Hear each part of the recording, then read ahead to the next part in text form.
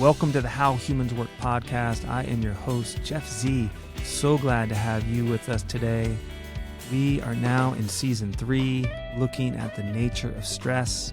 We're going to dive into this ancient system and the way it works and plays out in our lives, and talk with some truly amazing people who have knowledge and insights to help us find our way through the dance of life and the dance of stress that will have heart and truth and love in them.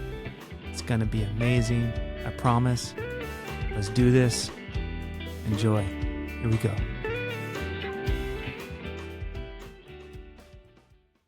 Chase Jackson, welcome to the How Humans Work podcast. I'm really excited to have you here for many reasons, particularly your musicianship, but also our friendship. And then you've been a contributor to the podcast by creating the intro and outro music. So thanks for being on the podcast today. Of course. Thanks for having me, Jeff. Yeah, it's a pleasure to talk. We were talking about it a little earlier, like it's been a while since we caught up, and I always love having long, deep conversations with you. We have many years of that. Also, thanks for asking me to do the music for the podcast. It's been a pleasure hearing that, the times that I've tuned in and be like, oh, yeah, I remember doing that. So I'm glad to be a part of it.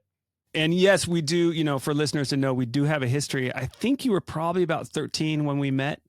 I believe that's right. Yeah. Does that sound about right? That sounds about right. Yep. So for context, I'm 31 now, so we're coming up on, quite a few years, a decade plus. Closer to 2 decades. You're very right there. Woo, yeah. Yeah. No, it keeps the numbers of memory keep getting bigger.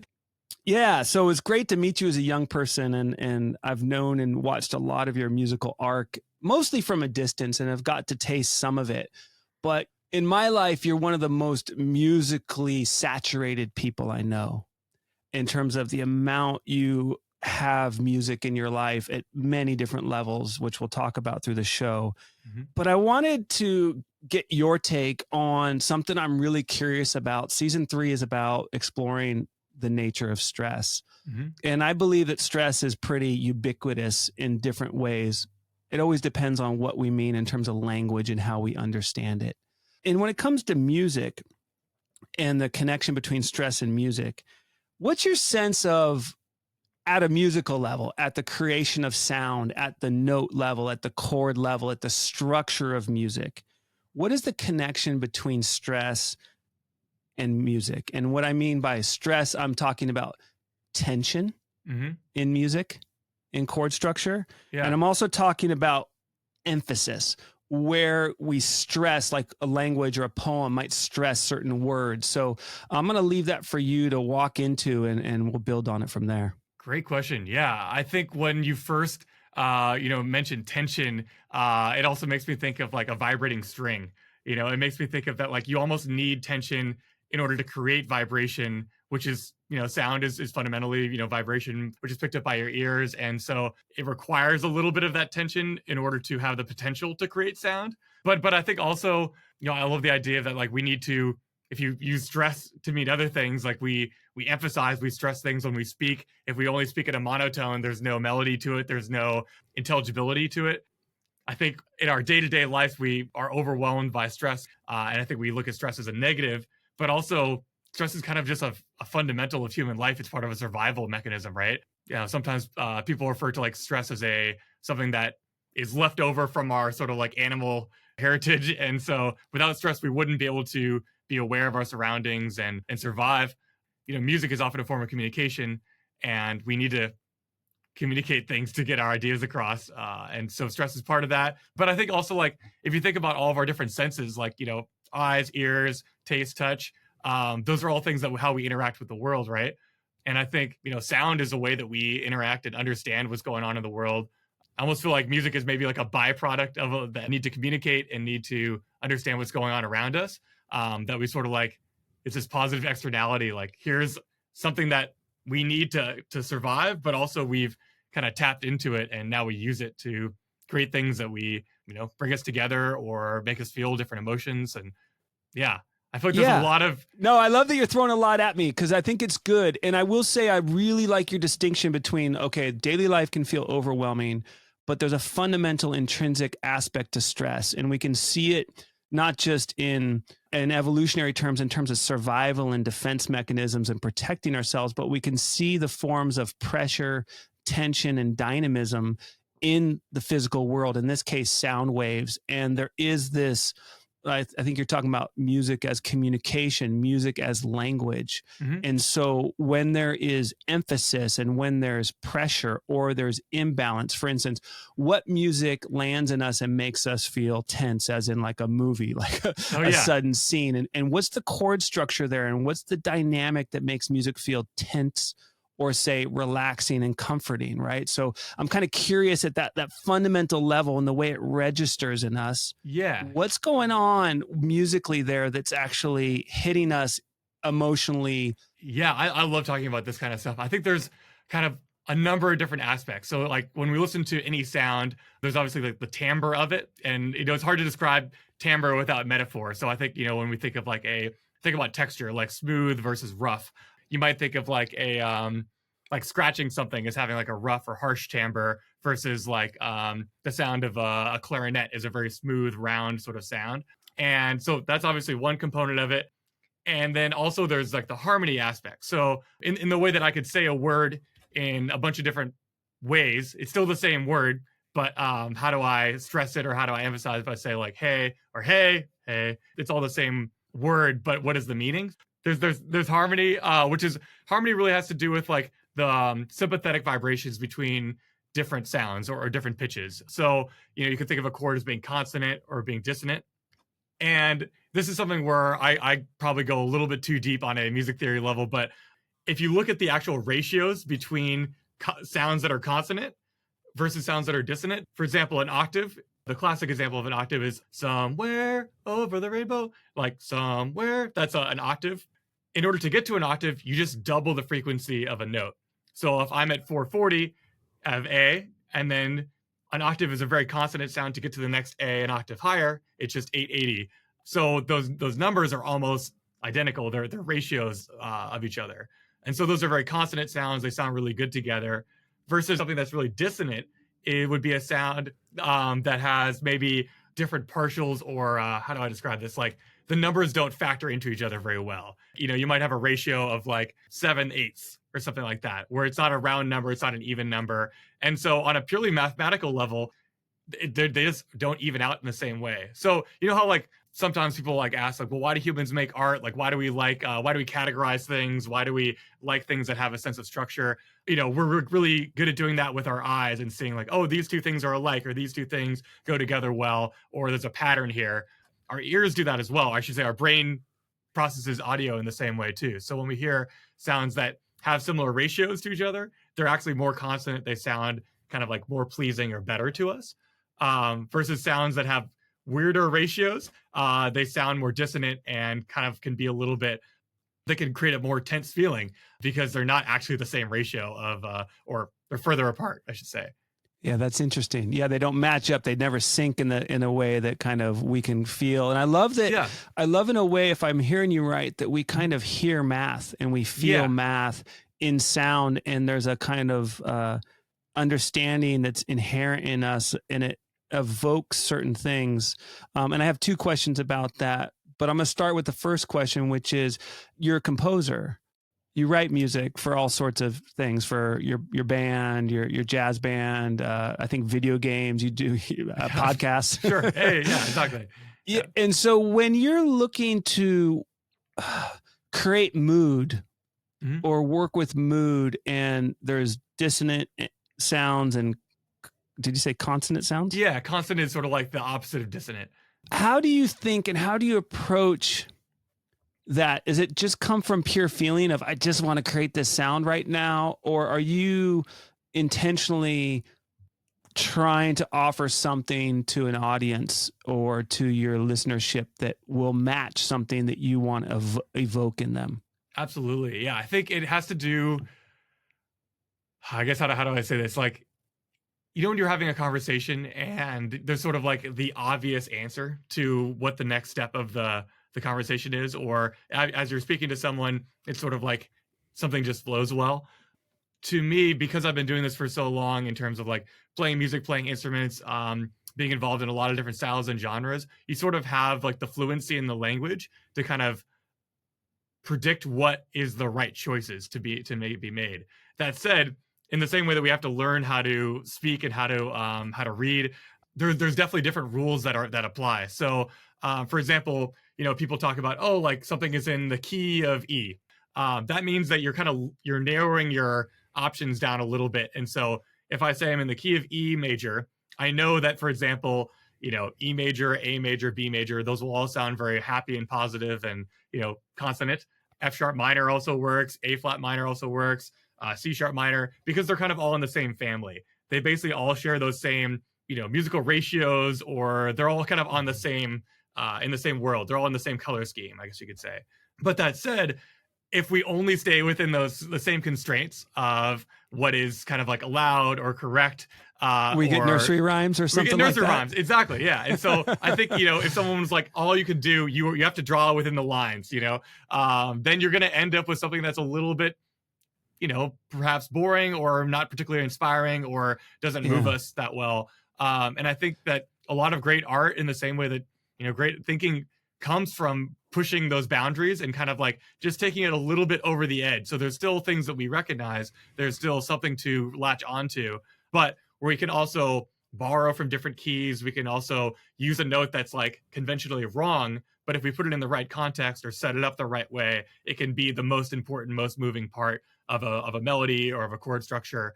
And so that, for me, that's the kind of the most fun part, because we know what works and kind of what is predictable. And I think sometimes when we listen to popular music, it's sort of like, it all feels good. It's all exactly, it's like, give the people what they want, and we're happy to enjoy it, and it can be great. And there's nothing wrong with that. But I think when we're trying to push the envelope a little bit, in no matter what it is, we might draw from the things that might be considered wrong, or might be considered out of the box, out of key. But I think it is important to figure out how to set them up properly so that they don't just sound like you just drop it in there and just hope for the best. Is avant-garde music basically the people who are willing to get most outside of the box of the rules? I'd say so. Yeah, I think that's like kind of like a category that can be applied to a lot of different genres and styles. But it's sort of like the people who are pushing the envelope and maybe intentionally trying to say, like, let's throw out the rules, or let's push them as far as they possibly can. I mean, maybe a good metaphor for this is like, not that I'm a visual art scholar, but if you think about visual art from, I don't know, up through the 1800s, was all about trying to make things as accurate as possible. It's like, let's reflect visually in painting or sculpture exactly what's happening in the physical world. And people got really, really, really good at that, and it's beautiful and it's amazing.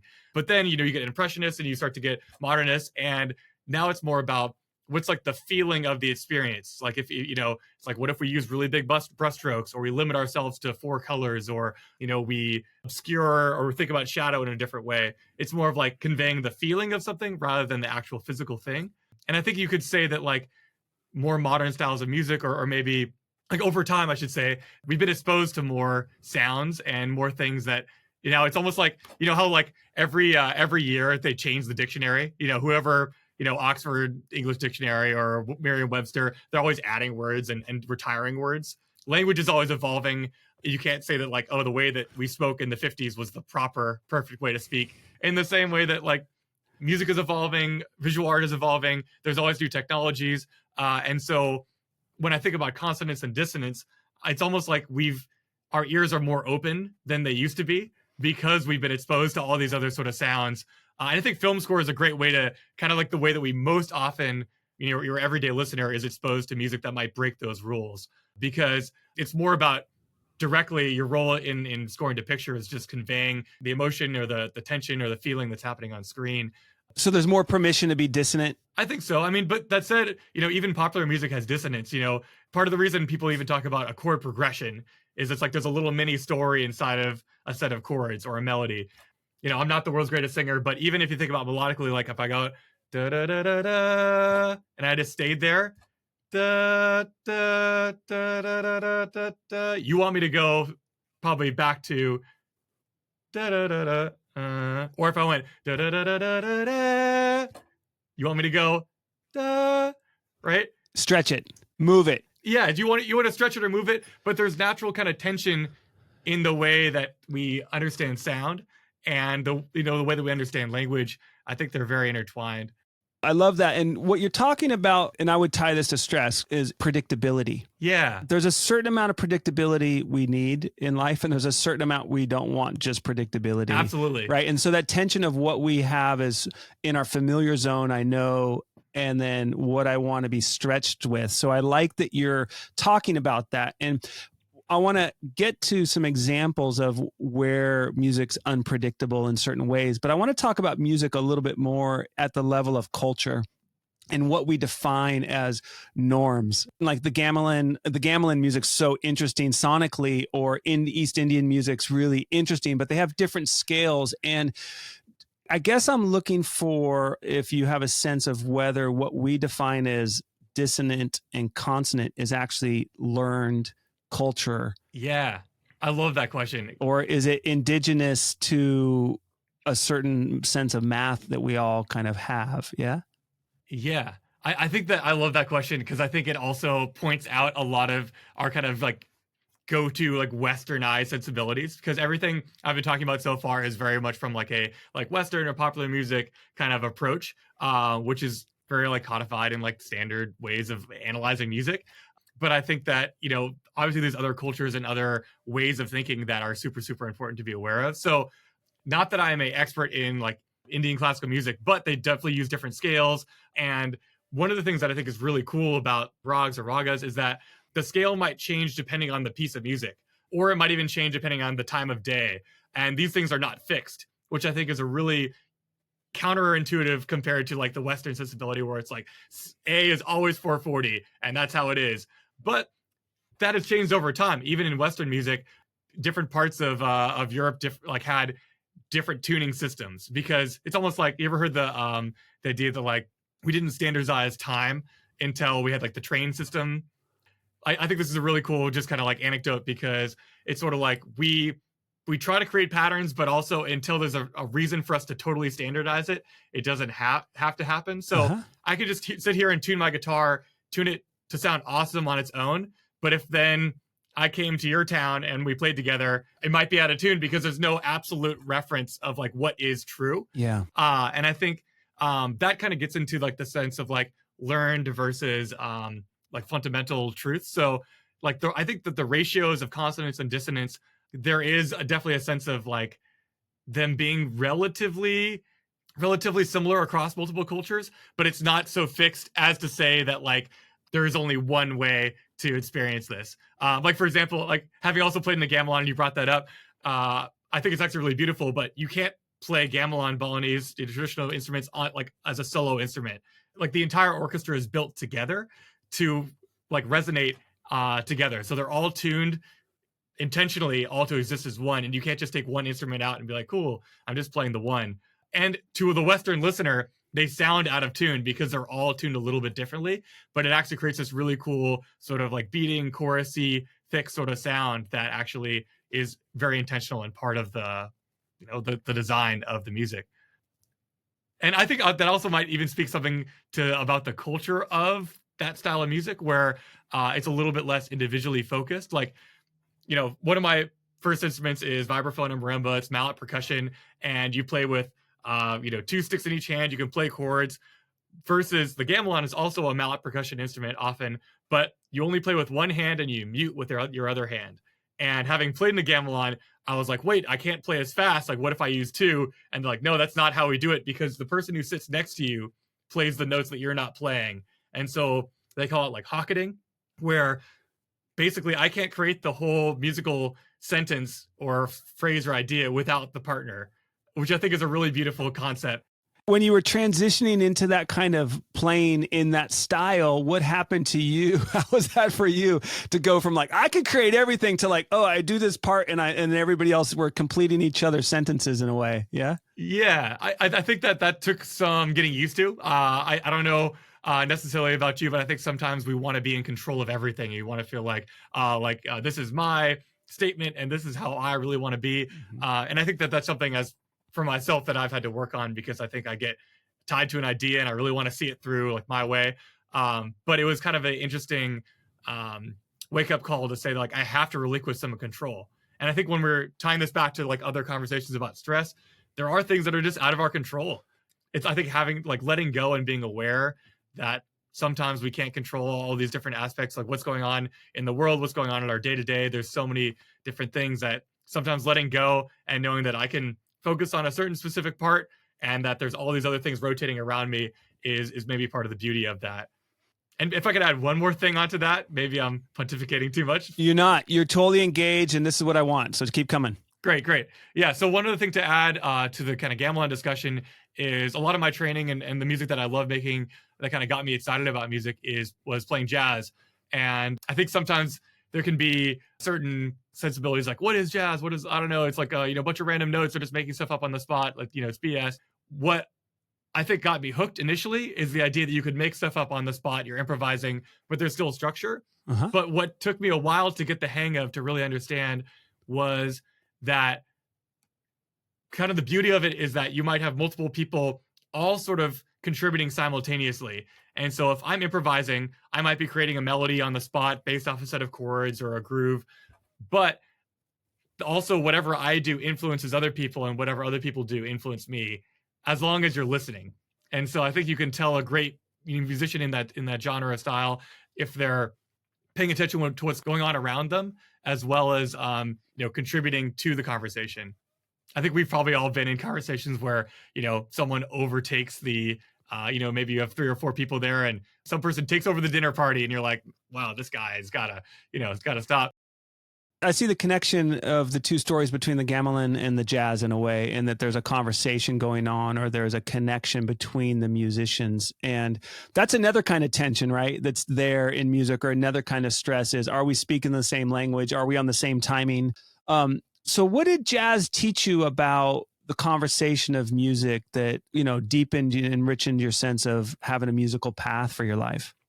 I was sort of thinking about this a little bit before we got on the interview and the conversation, because one of the things that I love most about playing music, and whether I'm composing or producing, no matter what the genre is, or obviously performing, is it's one of those things that kind of puts you in the moment more than some other tasks that we might do. For example, I know you play quite a bit of soccer, and playing sports is something where you can't really think that hard when you're really going for it. Or we've had some experience years of playing drums, playing djembes together. And that's right. You brought up a conversation, many years ago about altered states and how many things in our lives can kind of get us to that point. It might be the reason some of us, enjoy taking drugs or, mountain climbing or, skydiving. And it's like, I think sometimes we get so caught up in our heads and our day-to-day life and what we need to do, what's happening, planning, reflecting. But sometimes things like this, like for me, playing music is almost like a meditative state, because you're so much in the flow of what's happening that you can't really stop and think about it, because if you do, it's already too late.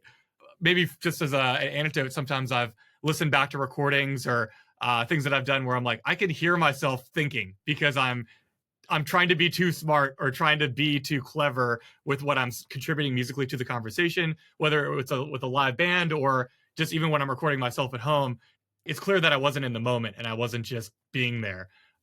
And so I think that sometimes I guess for me, that's one of the things that I first fell in love with about playing music. That also kind of taught me, I guess I'm striving for all the time. And that's one of the things that I love about it. It sounds like it was almost like therapeutic, or it was a kind of maturation you needed in your life to find the spaces where you stop thinking and you could come into the moment and the flow. I think so. Yeah. I think just, having things in our life, regardless of what you do, I mean, whatever it might be, just kind of like finding those moments and things that you do where you really are living very presently and very much in the moment. I know a lot of people love meditation or yoga or things that just force you to be living as presently as possible. At least when I'm improvising or when I'm playing, sometimes I'm there and sometimes I'm not, but it's sort of like striving for that is sort of like the high that you're kind of trying to get back to. Is it stressful to be so musically informed and actually be able to talk about it? I know what I could say, but to actually drop, I know what I could say and just let what wants to come out. Is that challenging? And what's the edge there for you in that? Yeah, that's a good question. I think one thing that is interesting about music is there also is a very technical level to it too, where they're there's chord structures and, the technicality of like, can you achieve what you want, with your hands or with your body. And so sometimes I found myself just going through the motions of just what my body knows how to do. And sometimes that can lead to things that are really exciting and just you're in the flow and you're not thinking. But other times you're just repeating patterns that you've practiced. And then it doesn't necessarily, you're not contributing to what else is really going on, like the bigger picture. I kind of find that sometimes there's a balance between, am I really expressing what needs to happen for the context? Or am I overthinking? Or on the flip side, am I just doing muscle memory and there's no emotion there? And so I think there's sort of like this fine line, this tightrope to walk there. I guess your initial question is sort of like, if you're so advanced at something, like, is it challenging to, to make the most out of it? And one thing I love about music, and maybe this is something that goes for any trait or any field, is like there's always more to learn, and you're kind of always humbled by what you don't know. And the more you know, the more you realize you don't know. I kind of enjoy the process of, even though I spent many, many years doing this, sometimes I feel like I'm crap and I don't know what I'm doing. And that's kind of sometimes a great feeling to have. Uh-huh. Yeah. And it's like, sometimes it's a huge ego blow because you're like, wait, I should be good at this by now.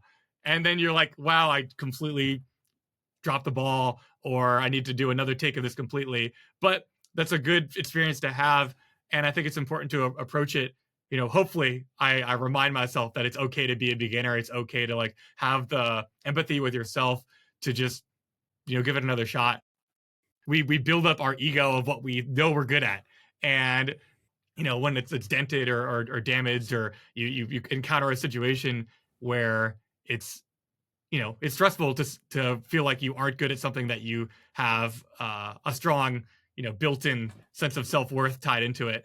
And so sometimes if I find myself being frustrated with my own ability, I remind myself that it's endless and you can always improve, and you can always, it's almost like beginner's luck. If you could just trust yourself to be a beginner at something and give yourself the patience and the time, then I feel like you enjoy the process more as well.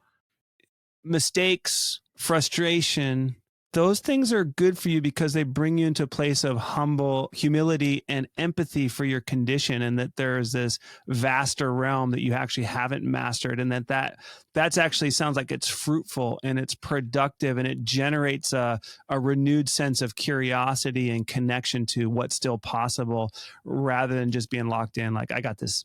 Am I hearing you right? Yeah, absolutely. I think I think that's a great summary. Because I think, regardless if we, no matter what we're doing, if we feel like we're a master at something, that can kind of get to your head, and then you stop maybe being in touch with why you really started doing it in the first place. Uh-huh. And I think you can kind of like lose the magic of that. For example, I mean, speaking from my own career, I do a lot of, different music for projects that I don't necessarily like love the project to begin with. Like, I don't necessarily like truly like, this is the most artistic, expressive of my pure self. But it's also like, can be really fun in that I look at it as sort of its own little challenge, and I try to make it as authentic as possible. And even if I find myself being like, wow, I'm not really good at this kind of thing that it's not maybe my bread and butter, the thing that I make the most often, there's something beautiful about trying to make it as good as possible. And also reminding myself that there's always more to learn about it. I think I used to be kind of a judgmental, like, oh, if it's not this thing, it's terrible. It's whack. It's, it's not cool. It's not the highest echelon of art form or whatever. Can you give an example of what you're talking about? Yeah. For example, like all the way through high school and through a lot of college, I was like definitely like tunnel vision. All I want to do is modern jazz, and I like love this, and this is what I live and breathe. And I still do feel that way. Is like, that is one of the things that puts me most in the moment, that I've put the most time into, and it's taught me a lot that I use in other things. But even, this afternoon I was recording over this like pretty cheesy kind of like pop track, and I was like putting some synths down that I'm like, I would never listen to this on my own. But if I'm trying to make it as authentic as possible for what their vision is, then that's still a win, because it's sort of like, what are you serving for like the greater picture? And maybe I'm getting a little sidetracked, but I also want to tie that back to like that there's always more that we don't know. And if we judge what we don't know, or kind of have a mindset of saying that this is less, like I'm better than this, or I'm like too good to be doing something like this, then you're already kind of like poisoning the waters of your own creativity. and like, finding the fun and joy in that. Yeah, no, I like that. I resonate with myself, and I can see my narrow-mindedness and my inability to open my mind to certain books or philosophers or people, and I judge them prematurely, and then I actually lose out on kind of understanding another dimension of life. And I see you tying that into the creative process, which is really beautiful. And I love I love that you brought jazz in, by the way, because I wanted to talk about jazz because I knew it was influential in your life. And I'm wondering if there's a kind of ethos for you. Like, did jazz initiate you into into your artist self in a way that other things didn't, say school or college or other projects or experiences in your life, travel or something? Sure. Yeah. I mean, it's hard to, break it down to one thing in particular, but I think that like once I found that this was something that, I had somewhat of an aptitude for and I really enjoyed doing, I think also there's sort of like times in our life when we're kind of figuring out our identity where it's almost like you need something to say like, this is my stake in the ground. Like, this is what I do. This is my jam. And that's why I think, it's important to kind of have that because, I think when you're kind of developing who you are, it's kind of hard to have a sense of identity and feeling like part of something. And so I think early on, that was something that I was like, I kind of felt like, I do something that is somewhat niche, but it also, there is a community around this. And I feel like a lot of my really good friends, came from that, that experience, and larger community, even like tying myself to like, other generations of people who did and I kind of felt like, oh, I'm tied to something. I feel like a value here. That said, I think that like and I think, I assume you'd agree that like everything in our life does affect us to a certain degree. So obviously the school I went to, the friends I made, my parents, my mentors, travel, all those things kind of shape, chipping away at a block, and hopefully it's actually clay so you can continue to mold it even after you're a teenager. Yeah. But I do think that there is, that was a very formative thing for me. I remember actually, because I was there. I remember vibes coming into your life, and you and your dad had to get a different car so you could fit the vibraphones in. And oh yeah, I don't know what grade that was, but was that 9th grade or 8th grade? Yeah, I've been sort of playing before then, but I think I didn't really take it particularly seriously until sort of like, the end of middle school, early high school. And it sort of started to be something where it's like, oh, is this going to be my like, passion and career? And I think that, there is a little bit of tension. I don't blame my parents for saying like, yo, are you sure you want to do this? This is a giant instrument that, is really like, you only hear it in like jazz and film scores, and it's like super niche, and it's a hassle to move. I have to thank them for supporting me. Obviously, I think that being a parent, maybe you would have more insight to this, but like, when your kid is kind of like deciding that that's something they want to do, you want to encourage them. And I think often people say like, oh yeah, I want to like let my child find their passion. But I think there also is a sense of maybe fear if it's a creative passion, where it's like, speaking of my own life, my dad is also an artist and graphic designer. And I think he always felt like he could have done something a little bit more like, what's the word? Like a little bit more like conventional, and then didn't want me to have those kind of financial struggles that I think he felt that he had. Mm-hmm. That said, I've talked to many people who feel the opposite, where they're like, oh yeah, I ended up being a contractor, and I really, I always loved painting, and I really wish that I continued with that, or I feel like I missed my chance. And I guess where I am now is I feel fortunate to do what I do, but I think I always had a little bit of like, let me keep one foot in something a little bit more conventional, just in case. Like even through college, I went to a school where I could get another degree in politics, which I have not used since graduating. You don't think working with a band is political? It is political. You know what? There's power dynamics and everything. I'm joking. Yeah, for sure. Absolutely, for sure. But I think that like it was for me. I actually find that it was really helpful to have a little bit of that. Tying it back to stress. You're thinking about your life. You're 17, 18. You're like, where do I go to school? What do I want to focus on? I think there's a sense of like that defines the rest of your life. I think that part of it does, but also you continue to have flexibility. Yeah. But I think I was definitely had a lot of fear around like, am I making the right choice? Am I, devoting my life to something that I'm going to like regret later, or wish that I had chosen something with more like, conventional financial stability. Yeah.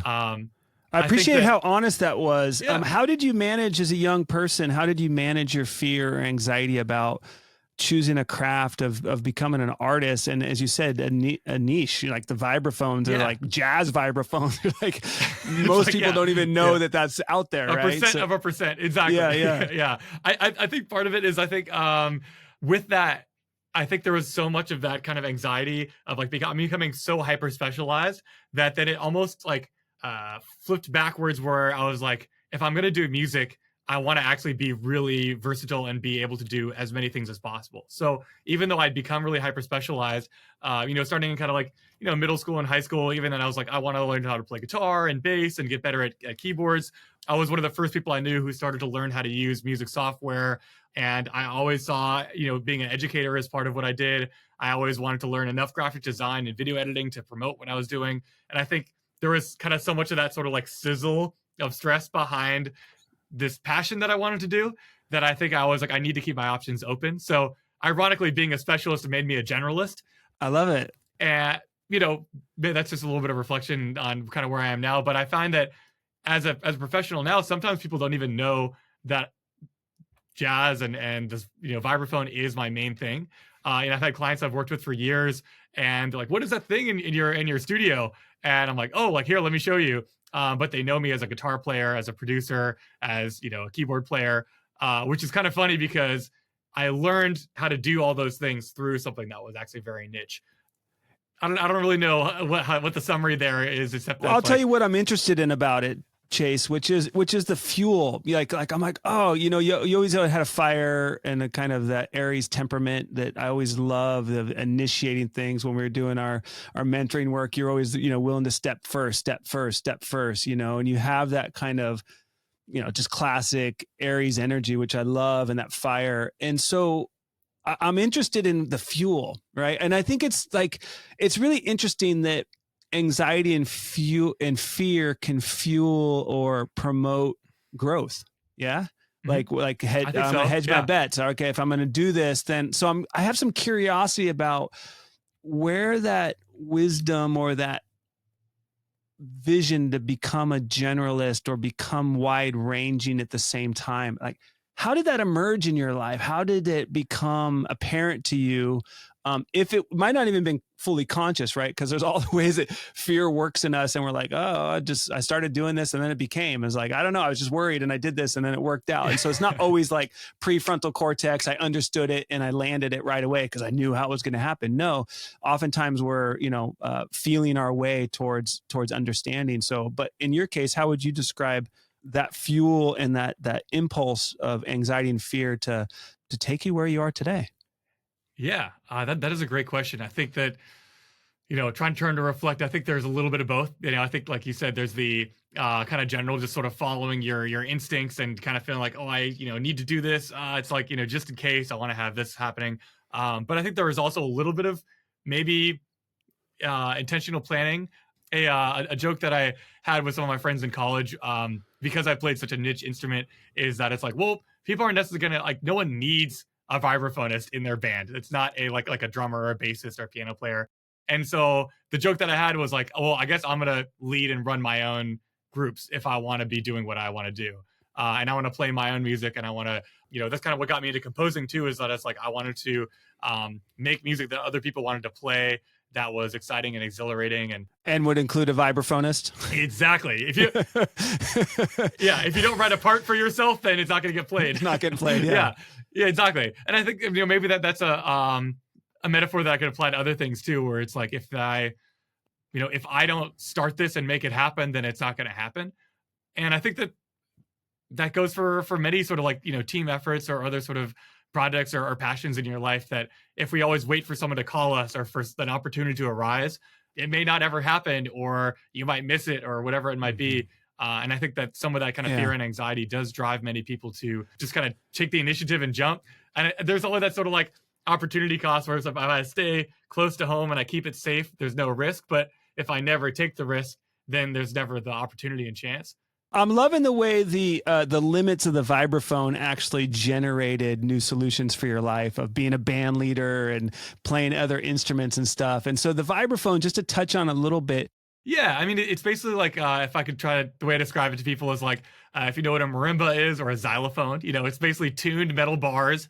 It doesn't have a giant range. There's only 37 notes on a standard set of vibes, but it is very melodic. It's very like warm and lush sounding. You have the possibility to like let notes ring out and sound very pure. You know, I could include some audio examples if you'd like. Yeah, it is kind of a mellower sort of sound, but it is capable of also being very percussive and rhythmic. Sort of like, I think of it as like a hybrid between drums and piano.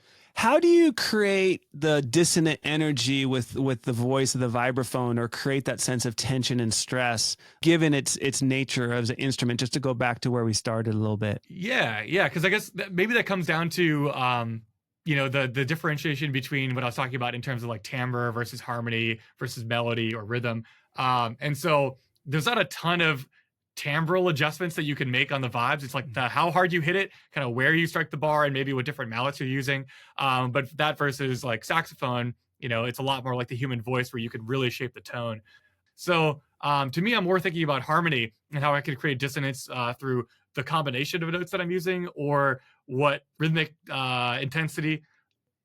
Also, if I'm playing vibes, I really have 4 notes at my disposal, and you kind of have to pick and choose those carefully, which I think also made me somewhat of a better composer, because if I'm writing for a horn section or strings, I might only have 4 instruments, and it's like, how do I make each voice count? So I think there's a little bit of that where it's like you know, timbre is not an option, so you have to focus on harmony.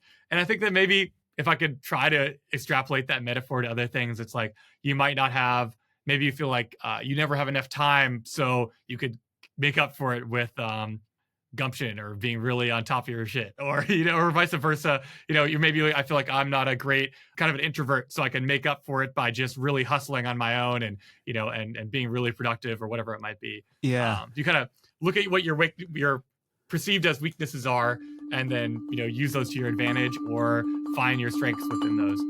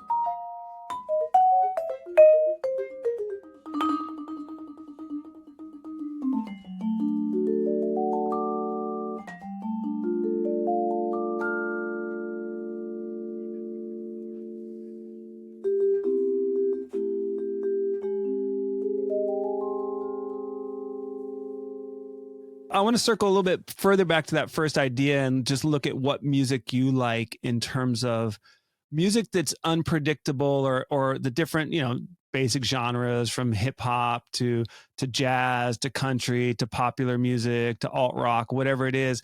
Where do you find connection to music in both, you like the predictability and the consonance, like genres that you are drawn to, and the dissonance that you like listen to and that you use to make your own life interesting, or use music to enrich your emotional journey as a human? Like what speaks to you? Yeah, that's a great question. I think it sometimes it's sort of a hard question to ask, because like my day-to-day and career is also like making music constantly. And so a lot of what I do just is like as a professional is listen to things, try to figure out, like critically analyze what's making them sound the way they do. And then a lot of what I'm asked to do by clients is like recreate something like it, or with that same sort of like emotion or feeling or energy. So sometimes I'm like listening to a track and I'm thinking like, okay, well, like, you know, what type of drum set is that? How are they compressing it, distorting it? How swung is it? It's almost like very analytical, almost like you might if you're looking at a piece of artwork and you're shining a flashlight at the corners and like all the little details about it. But also you have to think holistically, what's the big picture? What's the overall emotional connection? Mm-hmm. So are you saying sometimes you struggle to actually just listen without diagnosing music? Sometimes, yeah. I mean, there's definitely times when I listen to music and I love it and I just really enjoy it. But I almost feel like it deepens my like appreciation for it, because I think when I listen to music, often I imagine what it must have been like to make it, or what choices they made in making it. You know, it's like imagine if you were a cinematographer and you're watching a movie, you can't unsee the things that you see. You're like, oh yeah, like the lighting choices, or like the way they filmed that on a wide angle lens or something like that. Yeah, yeah. And you could say that ruins the magic, but I actually think that it only sort of deepens your appreciation for it, because you kind of like can see the choices and the thought process and the creativity. Yeah. So who are the musical creators that you admire and speak to you? Oh, that's such a great question. I mean, I'm tempted to like, pull up playlists or things that I listen to. I think like it doesn't have to be exhaustive, but just who's some of the like top of the mind. Yeah, I guess let me just think about like recently, like, people that I've been listening to that I've been really enjoying. Oh, this is maybe someone who I really love is a little bit more on a jazz sort of energy. This guitarist Julian Lange. So he's plays electric and acoustic guitar, kind of in a jazz context, but usually very stripped down. Like it'll just be guitar, bass, and drums. And I think one of the things that I love about his playing is that it always feels a little bit raw, and it's almost like on the edge of like he's pushing his technique and his ideas as far as they can go, and it's almost on a little bit of an edge of falling apart, but it's always still very in control and very intentional, and it just feels very like honest. It's not like covering it up with a lot of other instruments or production after the fact or editing. It kind of feels like three people playing in a room, and that's what happened in that moment. And so I think that's what kind of one of my favorite kind of modern improvisers. Same thing can be said for Brad Meldau, he's a jazz piano player. I love actually both of these artists. They also will bring in stuff from folk music or popular music, and sometimes like play things that have a sense of like consonance, and it'll be like really simple harmony, but then they will stretch it over the course of an improvisation or the piece. So they like Julian Lange, the guitar player, brings in some like Americana, almost like folk or country elements. Brad Meldau might cover a Beatles song, but it'll start off very familiar and then go into this whole tangential thing, and then he'll bring it back in unpredictable ways. So those are just some artists that they immediately they kind of pull on your heartstrings, but they're also, you can feel that they're very much in the moment in their recordings. Which reminds me of something that I wanted to ask you earlier, but I like the way what you're appreciating about their music says something about what you value. And it sounds like what you value is a kind of honesty. And I remember a little bit earlier in the show, you were saying something about you listening to previous recordings and you felt like, oh, you could hear yourself thinking.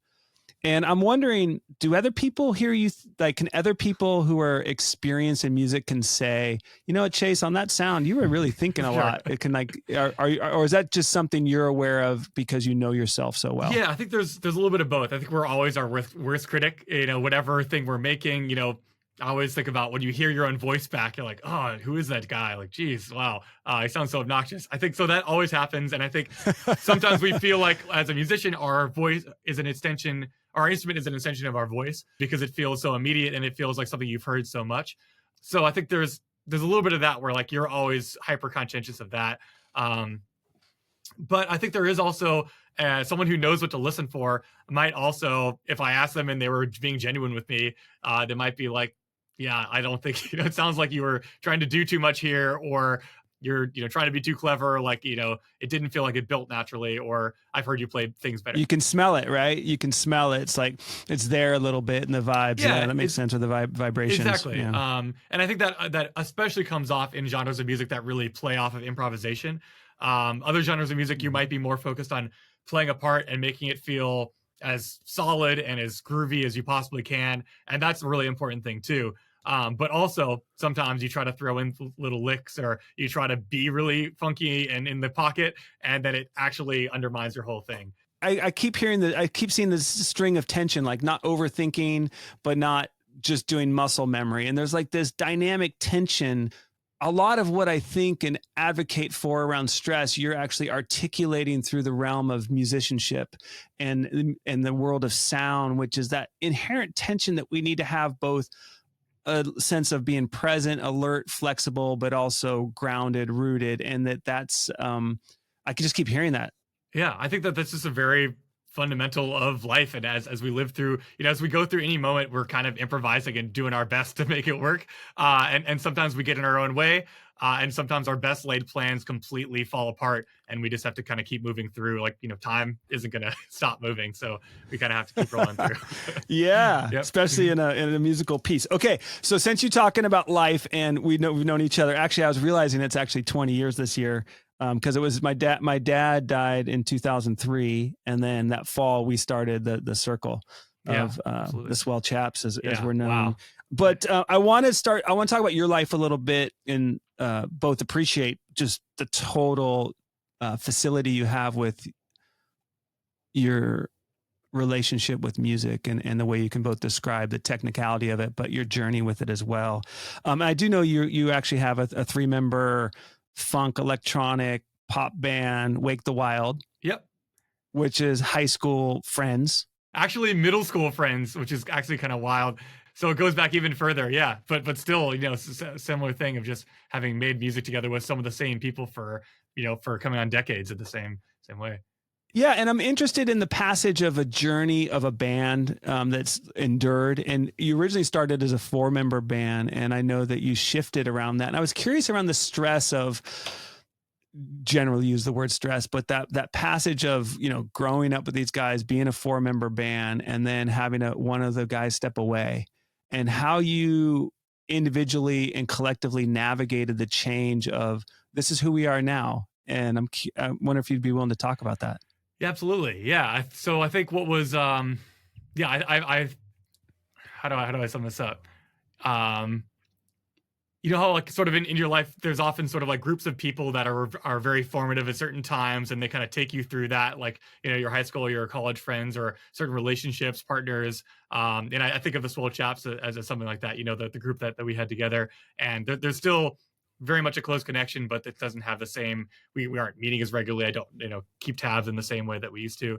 But if I could, I just wanted to kind of use that as a general statement, but also, referring generally to this group, like the Wild, we started as a different band, kind of a different sound and some different sort of goals, where I think musically we were also pretty young and didn't really know very much about the industry and how to produce or write songs. And there was definitely the sort of like, there's something sort of magic about the early music that we wrote together, because it was sort of like, whatever happens, like it flies, like that's solid, let's record it. And so I think we made 2 albums with some additional music, and there's something sort of magic about that music. I mean, when I listen back now, it has this nostalgia. Some things feel like super corny. Like, I'm like, I would never write this now. I don't want to be associated with this. But also, it's sort of like you look back and you're like, oh, it was like a time capsule of what it was. But I think as we got older, we realized like the genre didn't feel particularly authentic to what we were listening to currently. It felt a little bit dated. And also, we didn't particularly love our branding. We didn't love our management. There's sort of like a handful of things where we had a number of early successes, and then we kind of just kept trying to push through it too much. It took us like a while to say like, all right, we want to start over, basically. New band name, new sound. And initially the 4th member was part of that, and we actually all lived together. We were roommates for many years. And so it was definitely an interesting thing to be, part of a, tied into the career with 3 other people, also sharing the same space. I also like worked at the same company as 2 of them as well, because I helped getting them jobs at this high school, so it was sort of like things were like very, very intertwined, like a very tight relationship. But there was a lot of discovery, a lot of sort of like frustrations along the way. That also helped me find a little bit of my role in the band currently, because at a certain point, someone needed to learn how to basically sound design and mix and use the audio software that you use to make music, and not have to hire go to a studio and pay $60 an hour or hundreds an hour to pay an engineer and a space.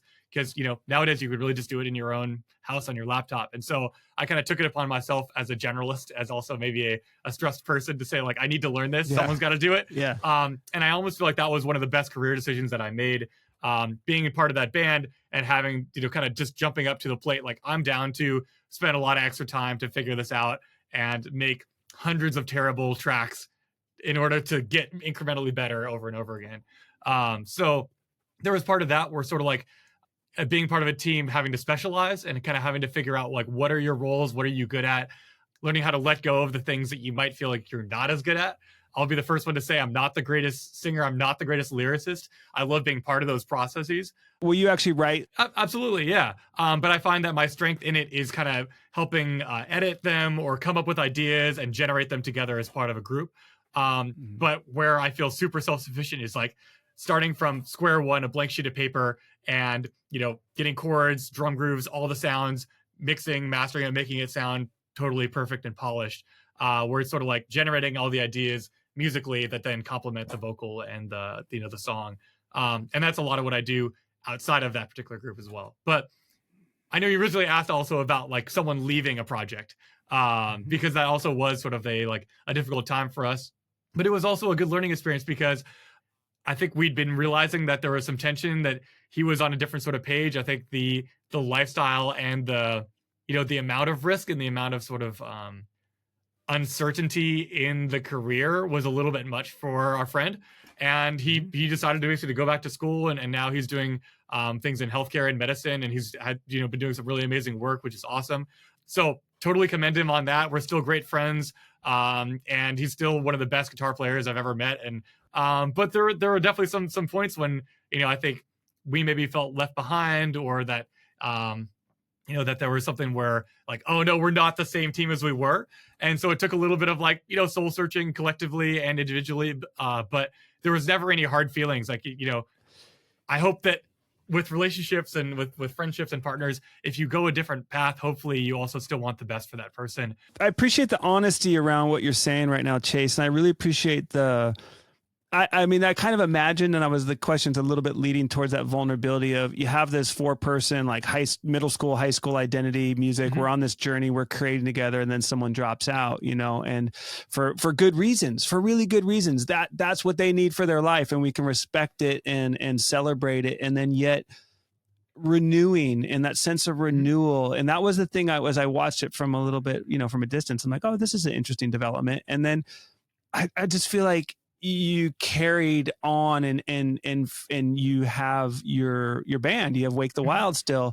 And so where was the psychological, coming to terms with that change? Like, how did you accept it and find the renewed spirit? Was it through just feeling bad and bummed and kind of going through the voices, or did you kind of have an insight aha moment? How did you make that shift to the new?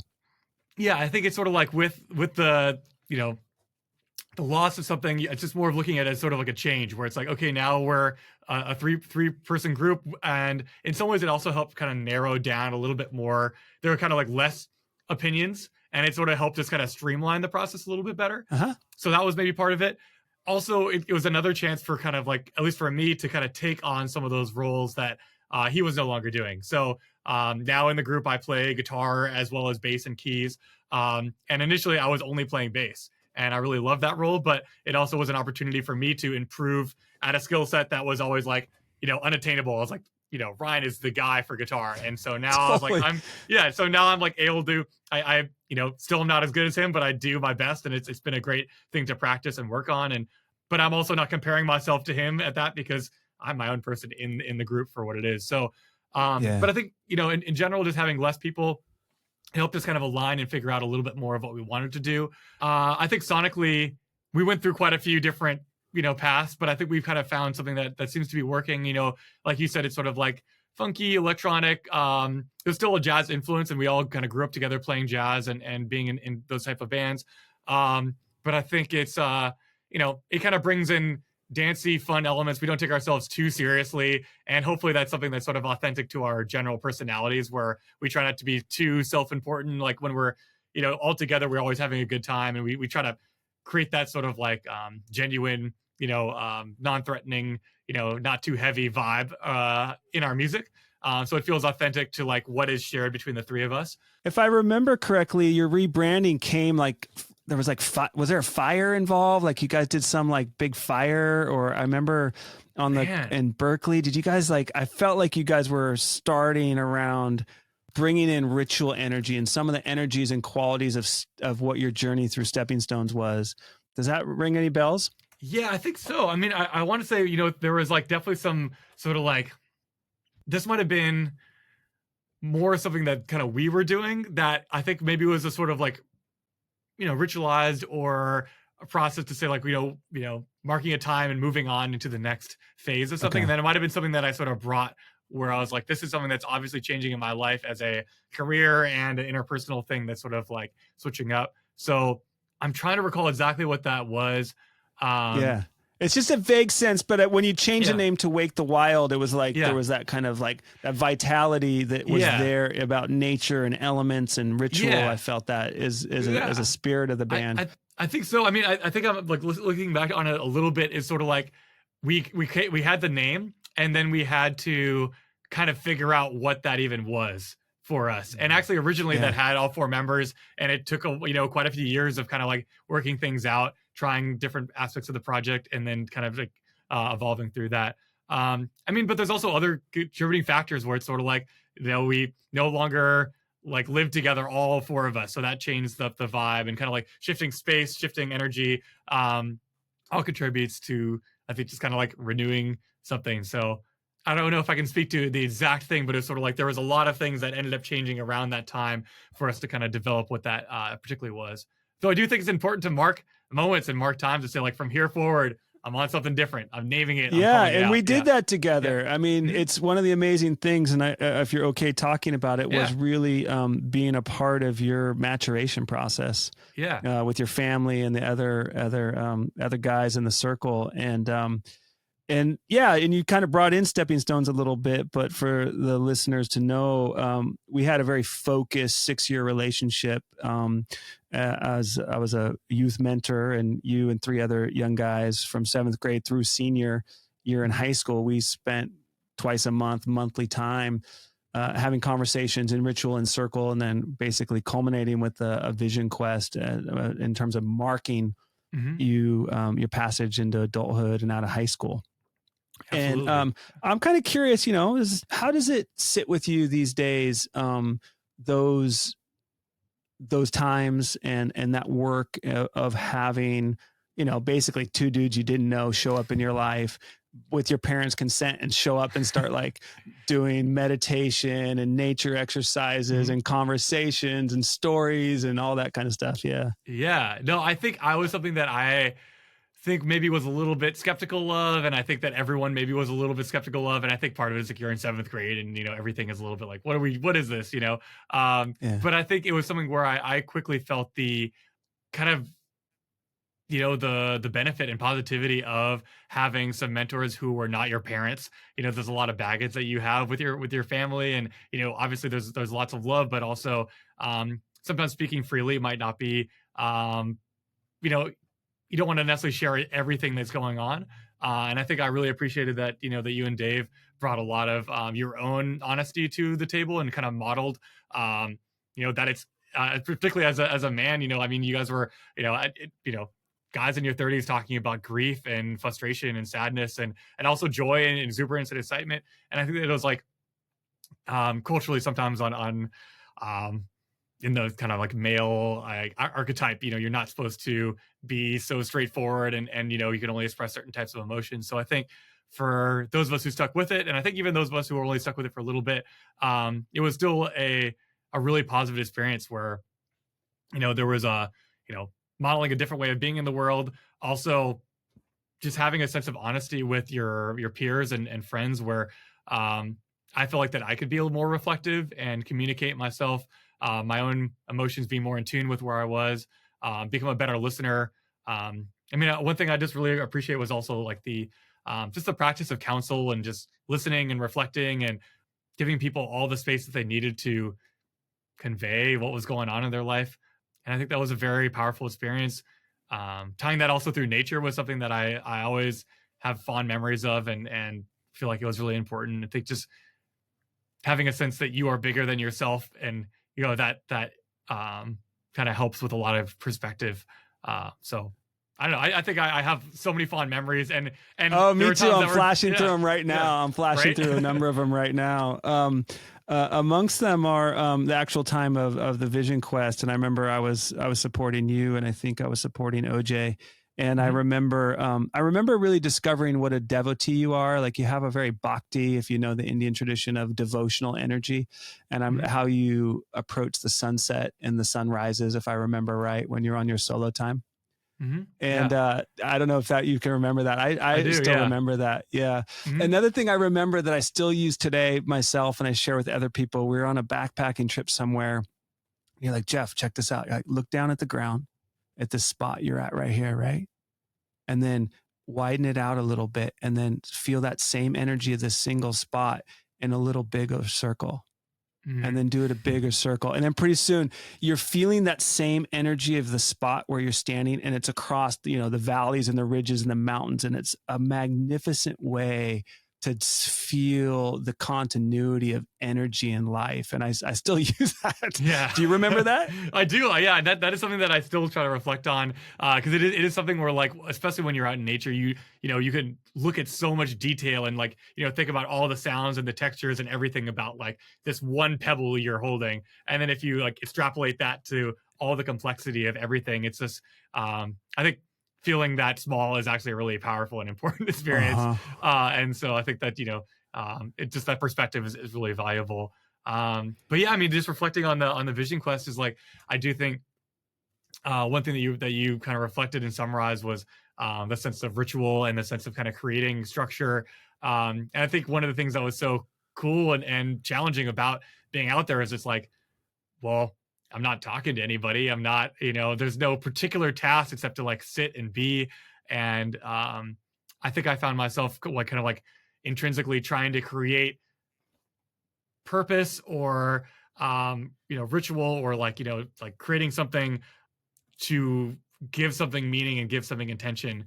um I don't know if I always do that in my daily life, but I think it's an important thing to reflect on, because I think if you can find that when you're on your own for for 2 days, and not eating, and it's sort of like you can kind of find that in your daily life too, just taking those moments to make mark moments and make them important and special. Yeah. I think it's good. I think that the practice of ceremony, of ritual, of rites of passage was really profound. And it was particularly profound for the six of us because of the endurance of it. Hmm. And, one of the things I was just flashing on is, you guys went through your whole journey. And then I think that night, after you'd shared your stories, Dave and I basically told you our guys, like, the truest version of our life stories of what we, Hmm. Yeah, that how was things really happened, all our mistakes, all our hurts. yeah. Yeah. And Hmm. that was beautiful. And I appreciate you trusting us with those stories. And it was for someone who's younger, often we kind of just hear the manicured, or the kind of, like, Mhm. vanilla version, or kind of summary of people's Yeah. lives. And I think it was really powerful for all of us to have you guys open up to us. And I think sometimes you might feel, you know alone, like only I have dealt with this, my frustration or sadness or whatever it might be. And I think Yeah. it's important to just be honest, and sharing that is a really powerful way to. I agree. I think young people need it. And it felt like a way we were able to, like, get on level terms and welcome you guys to adulthood. And it felt like that Yeah. changed the relationship. Like when we did that, it was spontaneous. I don't think Dave and I were like, well, we'll tell them our life stories. Yeah. And it just kind of happened, Yeah. Well, I appreciate it. Yeah. Yeah, for sure. I Mhm. Mhm. appreciate the journey we had, and the families and everything. It was one of the Mhm. most profound community relationships I've had in my life. Absolutely. Same. I appreciate a lot about you and what you're sharing today. And there's some of this gets. I want to talk about yourself in terms of the generation you're in. You're millennial, Mhm. right? Yeah. Yeah. Technically. Yeah. Technically, yeah. So, but I wanted to just see, so how do you think your generation, and in particular your peer group, feels about the kind of masculinity Dave and I, and we shared in that circle together. Do you feel like your generation has more, I guess, feels for honesty, authenticity, and being real with the things you said, like grief and sadness and frustration? Yeah. I don't know if I can speak for everybody, but I can speak for myself and, maybe a couple close friends.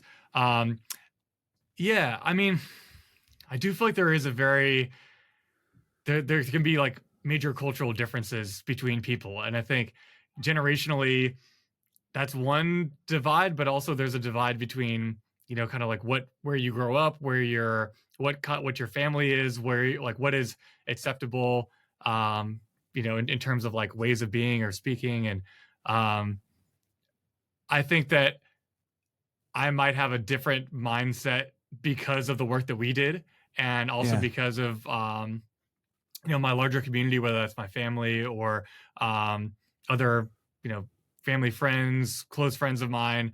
Um, but as an overall generation, I think I do feel like there is progress. I mean, it seems to me I almost feel like millennials have gotten kind of jaded, and I think that's sort of like maybe if I could sum up how I feel sometimes about our generation is that there was like so much optimism and hope, and then it maybe because of like the financial crisis and maybe what's happened in politics, where it feels like there's been so many like we almost have it, but then we get crushed again, and so maybe there's sort of like this sort of dark humor that I associate sometimes with millennials, where it's like we're trying our best and we just keep getting the shit end of the stick. And I don't know necessarily how that ties in with masculinity or ways of being, but I do think that there is an act or a way of being that is not always the most authentic, but it's at least a step in the right direction in terms of maybe more like different approaches to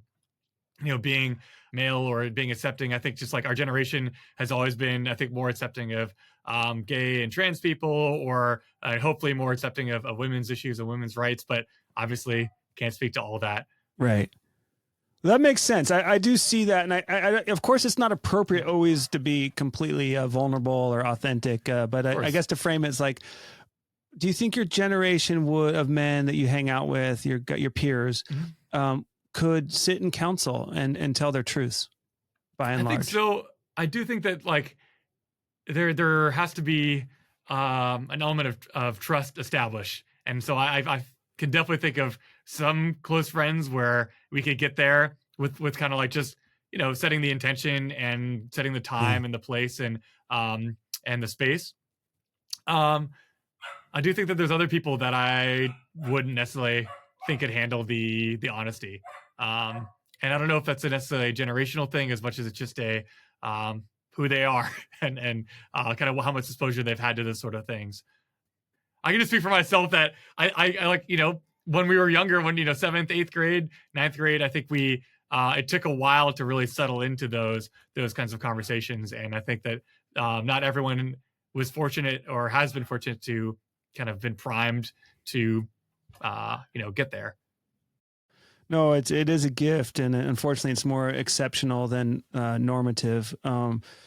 Yeah, so I guess I had some other questions, just like how you see the world in some ways, and I was looking through them, like relationship, marriage, spirituality, government, and I think, given the fact that you said jaded, I think the heart of my question is from where you sit, let's see, so you were born in like 89, 90? Technically 91. You're born in 91. Okay. Yeah. Exactly. Yeah. My math's off. Yeah. So you're born in 91, and this is the world you've had, California life mostly, and, Bay Area, LA. And where do you find trust and inspiration in the world? In terms of like, that like, certain companies, certain politicians, certain celebs, certain influencers, there's a lot of, deception and bullshit going on in different ways. And I'm just kind of curious, from your seat in the world, like, how do you find that? There might be no outer institution or outer organization. It might just be certain people or certain communities. I'm just kind of curious, like, where do you find your trust, your belief, and your inspiration in the world that you're in? as you see it? That's a great question. I think maybe, I don't know, myself, I guess like I find most trustworthy are people that I have known for a long time, and I know, I understand where their perspective might be. And even sometimes it might be people who I disagree with, but I at least know that where they're coming from, and that helps me have some context for what they're saying.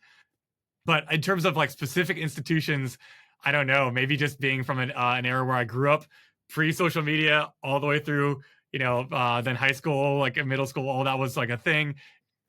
In the same way that like maybe you're someone who's in their 70s or 80s might not even like, oh, I read this on the internet, and now I'm immediately being like, well, like, where's the sources? Where's those kinds of things? Now we're getting to a point. I mean, maybe just think about current events, like with AI technology and, ChatGPT or Bing, adding all this functionality where it's like, how can I trust where something was actually written by a human? I don't know. It kind of makes me a little skeptical. That said, there's always new technology, and if we always look at that as the enemy, then I don't think that's always the most beneficial term either. Yeah, no, I hear you. And I think if I hear you right, if I read between the lines, I think you're answering that you find trust and inspiration in relationships with people. Yeah, I think that's a good way to summarize it. Yeah, I think if I could try to reiterate it in a more concise, succinct way, yeah, like if you know someone, if you've established a sense of trust and honesty with them, it's easier to express how you actually feel and how you actually view the world versus some third party entity that you don't actually know. That said, is important to be challenged by data and facts and things that are outside of your bubble. So I think there's a balance to be had with that. Yeah, we're back at this tension of the string. You're right, exactly.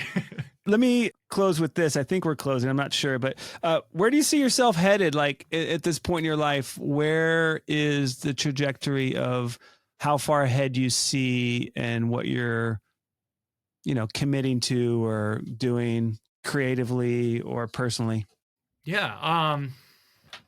Because so much of what I've done, I've been kind of like based off like, oh, there's a stress and tension of like, needing to have risk aversion or needing to have something solid.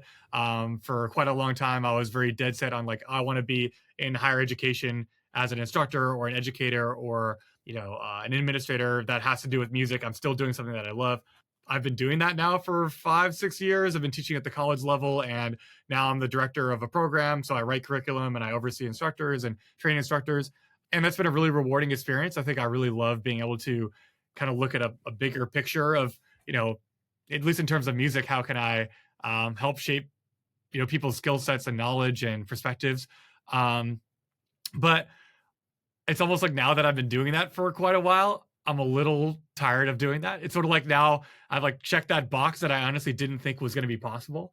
I think for a while I thought like, oh, unless I'm doing this at a, UCLA or something, then like, to be a professor, you have to be in your 40s or 50s or something. And so having now done that for a while, I think I'm more excited about different projects that kind of are more creative to me on a more artistic level, or allow me more flexibility. They're kind of like challenging in their own ways, but allow me to work out of my home studio or work and collaborate with people that come from different backgrounds or kind of sonic identities. So I think even though right now I'm still very much, enjoying this work as being an educator and administrator at a college, doing music every day and talking about music every day, I think I'm a little bit more excited about kind of like taking other projects and being more creative in the actual like creation of music rather than teaching people how to do what I do.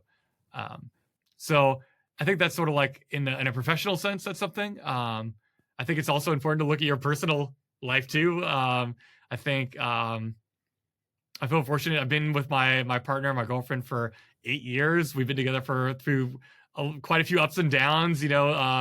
Had some things that made us kind of reevaluate our relationship in terms of trust and in terms of commitment to each other. I think maybe this is just a generational thing, but I think we're not marriage and having kids is something that is sort of like still feels distant, and maybe we're in denial about how old we're getting.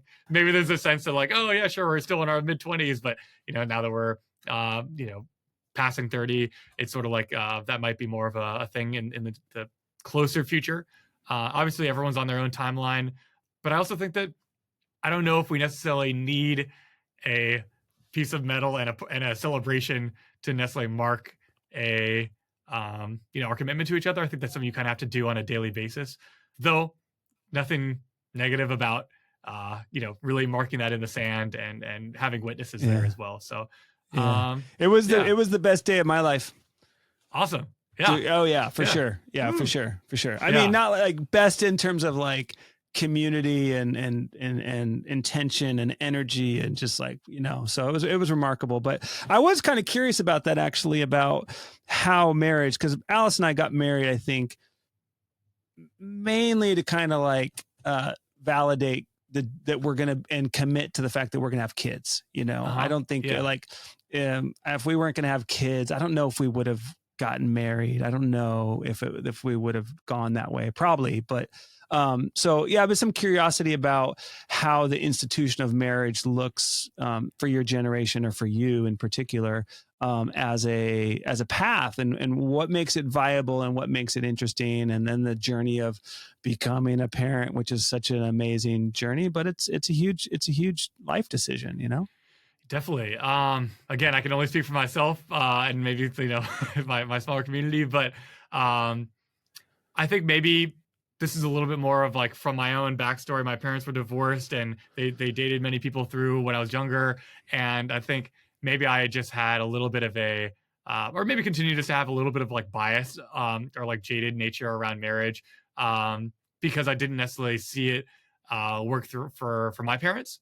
That said, in my larger community, I mean, speaking for you and Alice, or quite a few other people that I know, I've seen marriage be a beautiful thing, and people have been together for years and years, and it's been something that has been celebrated and amazing. So I think it's sort of something that it really depends on you and your partner. I think that my girlfriend and I, it's not the highest priority for us, but it's not something that we're absolutely opposed to. So. Cool. I'm not really trying to get you on the record about whether you're going to get married or not to your girlfriend. I know, right? Exactly. I sound like the uncle's like, so are you going to marry this girl or what? Exactly. What are you doing? What's your intention here? I'm really not trying to come from that way. I'm really just honestly exploring how the world looks, and one of the things feel like is my responsibility in doing the podcast and having done mentoring work with young people is really hearing voices of what the world looks like from your experience or from it. And I've been curious about that. I was like, we're 20 years apart. I'm 51. And so, it's the world you grew up in, like, you came of age right around when iPhones came in, and social media and all that stuff. Right. So I get it, and I'm curious about it. And I think it's important for people to see the world from other angles. Obviously, it's why I'm doing the podcast, but from also different outside the bubble, right? So, we have a lot of, common things. I've been in California all my life, and what other background, kind of divorced parents and other kinds of things. But any kind of, go ahead. Yeah. No, I just think like with something like that, I think it really just depends on, you and your partner being on the same page. I think if one person feels differently, it needs to be discussed. I think one thing that I feel like I learned a lot from our groups is just like really making space to speak honestly and speak truthfully. And sometimes that's not always the easiest things to hear, but if you don't at least make it clear that that's the kind of the foundation, then there's not much else to go on. So I'm behind you with that. I think communication's been what's allowed my relationship to have the success that's had over the years. It's it's not without challenge, any kind of relationship and human relationships without challenge. So celebrate those challenges too. And I want to celebrate you, because I feel like, I've known you, but I knew you more, and now I've gotten to like reconnect and really listen and be curious about your story and seeing the arc. And I've known you hustle, that you do a lot of hustle, and that you embrace that in a lot of ways. But the thing that I think is beautiful and remarkable in talking to you about your life, Chase, is you're kind of adaptive strategy in the way you use fire and innovate in order to actually find the becoming that's more complete, that's more well positioned, more capable, more growth oriented, more capacity, while trying to remember beginner's mind, while trying to remember the essence. And I think I think you're doing a beautiful job in your life, as a human, as an artist, as a man, as a younger brother here. And I appreciate you. So thank you so much for coming on the podcast today. Thank you so much, Jeff. I appreciate you, saying that. I think it means a lot coming from someone who, has known me for a very long time. And, it definitely carries some weight given that we have this history. And, I appreciate the words and also the time spent just getting a chance to, reconnect and just go on these different pathways of conversation. Thank you so much for joining the show today. You can support the How Humans Work podcast by sharing the shows with your people, your family, your friends, your community. And you can keep it ad-free by making a donation to our Venmo at HHW_pod. I appreciate your support. All music is performed by the incredible Chase Jackson at chasejacksonmusic.com. To learn more about our guest, the show, or Jeffrey's work helping people make peace with their human nature, you can go to howhumanswork.us.